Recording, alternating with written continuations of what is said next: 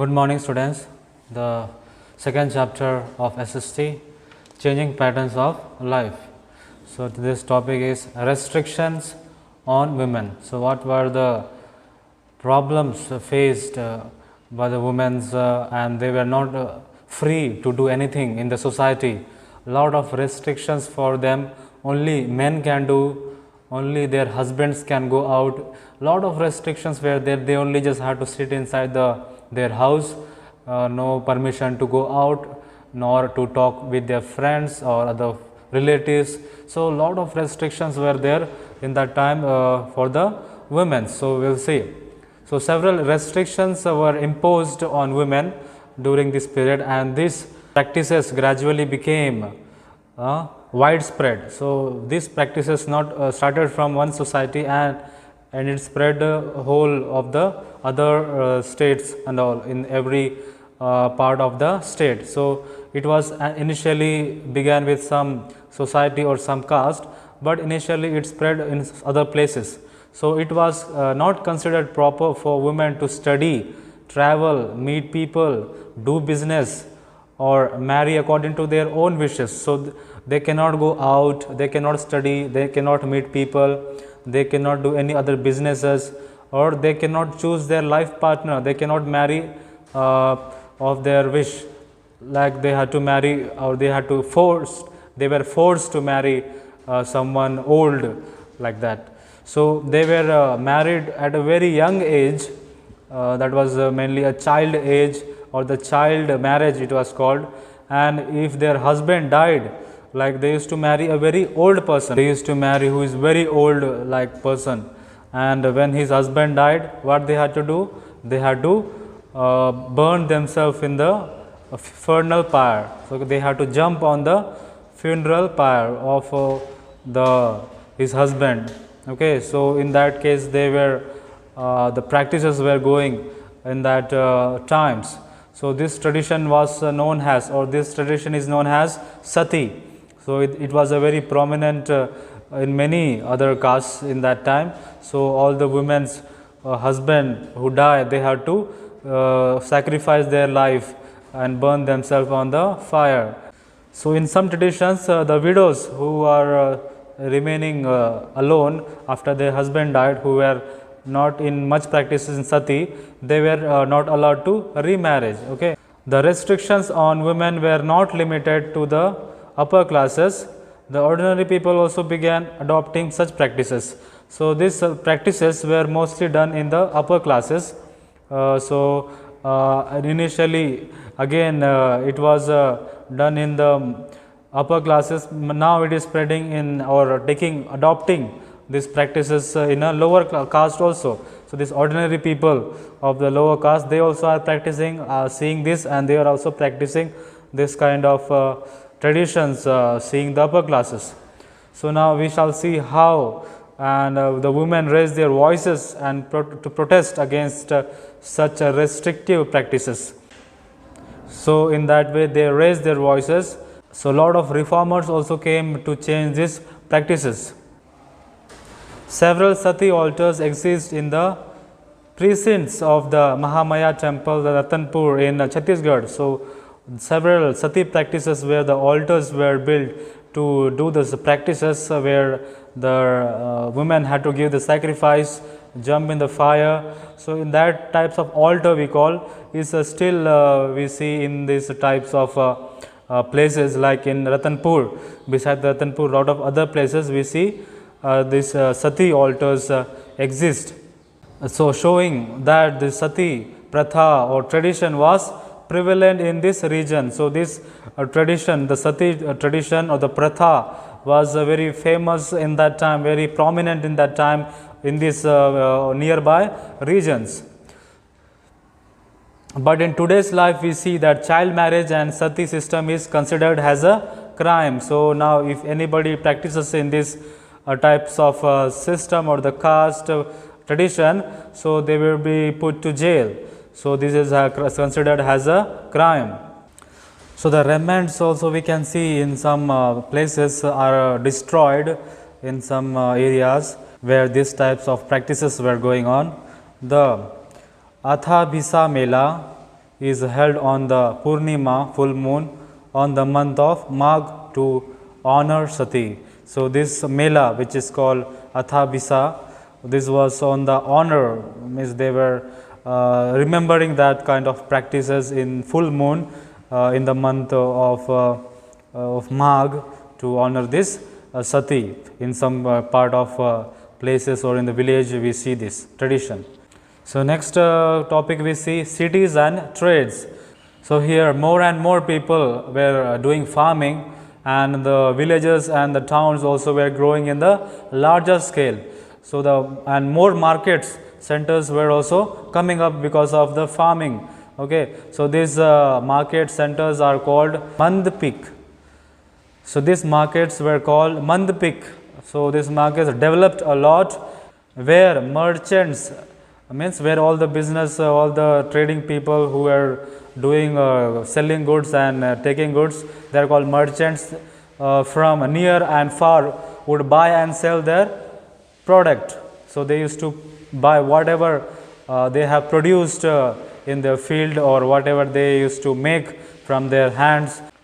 So, these market centers had permanent shops and vithya where various craftsmen like weavers, potters, sculptors, carpenters, goldsmith, etc. lived. So, what did they do? They started making their own permanent house like market, so that they can not move here and there. So, it will be their places or their things that they keep will be safe. So, in that cases all these people, all the craftsmen, weavers, sculptors, goldsmith, all this they have settled in one area in the lineage like we see in today, so that all the people, those who come and buy things from them, so it will be easier to know where this market is and where these people or where the shop exists. So, in that cases they were settling there for permanent selling their products and buying from others. So, the king or feudal vassals who lived in these cities would collect taxes from the market.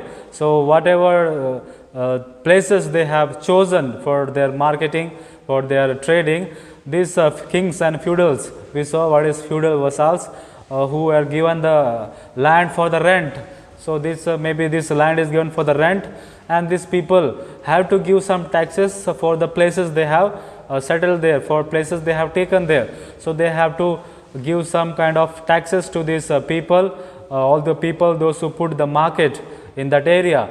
The traders, craftsmen and the king constructed magnificent temples and gave donations for conducting pujas and celebrating festivals. From all these taxes what they were getting, what they used to do, they used to build different kinds of very magnificent, very constructive, beautiful temples, so that other people, those who come and see that from the far and wide, so that they can see and they can admire the beauty of it. So, they were spending a lot of money to build the temples and other things for the town or for the villages.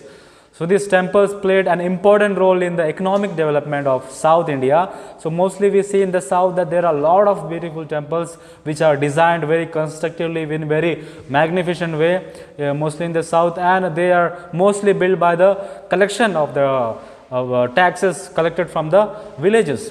So, kings and feudals used to enhance the glory of the royal lineage, constructed magnificent temples with intricate carving. The temples what was constructed very well and very in a very magnificent way and very beautiful way, these kings used to praise them and tell or give something in a way of reward to these people. So, this magnificent temple with intricate carving were generated large villages from which they would collect revenue. So, all the villages, they also have to put some kind of donations for this maintenance of the temple, so that they can build or they can carry on their constructive things, or they can maintain the temple or the whatever things if something damages. So, they can maintain the temple in a very in a good condition. So, their wealth kept growing bigger and bigger in different ways of living or construct or in the field of construction. So, they looked after their affairs of the invest their revenues in trade. So what they did, they used to take these affairs or the investments of this revenue in the trading, commerce or the industry. So this committee also began giving interest-free loans on the large scale. So whenever the temple was constructed, in a large number of craftsmen, laborers, merchants and Brahmins collected, so many new cities came into existence. So whenever this construction was happening, people were brought from different places to build these things, and they also settled there because they were getting very good amounts of revenue or income from these types of trading. So they tried to settle, and the cities and the villages kept growing bigger.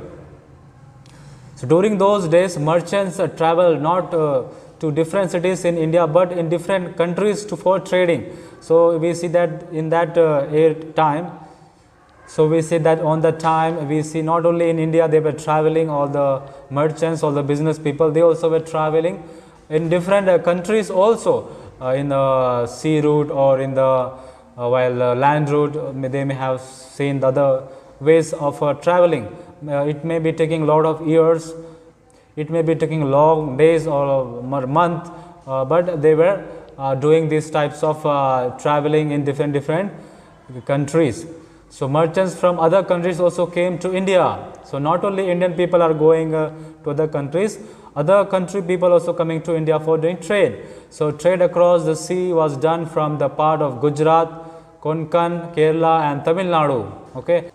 The South Indian merchants formed guilds called Nandadesi and Manigramam to protect their rights. So they traveled to China, Indonesia and Arab countries, Iraq and Africa to trade. So we see they are continuously traveling different places. There was not much source of travelers. There was not much source of traveling, but since they were doing a lot of businesses in that cases, they also were getting a lot of demands from other countries. So they were traveling. So many foreign merchants and traders settled along the coastal areas of the country. As the result, the local people came into contact with people of different culture and religions and were influenced by them, like Chinese, Christians and Jews settled in the Kerala and Tamil Nadu, and Arabs, traders, settled in Gujarat and Kerala. They sent spices, clothes, rice and other products to their country. So we see that a lot of other countries are settling down in that area for doing traders, like coastal areas. So they may find easier way for transporting their things and find the way out for trading. And not only Indian people are back for this, they also are sending a lot of other spices in India. In India we see that a lot of spices we grow, and all the spices are very needful for other countries. So Indian traders are sending a lot of spices, clothes, rice and all what they produce in India to other countries. So other countries like Arab traders also came to India, and they settled in Gujarat and Kerala, another part of India.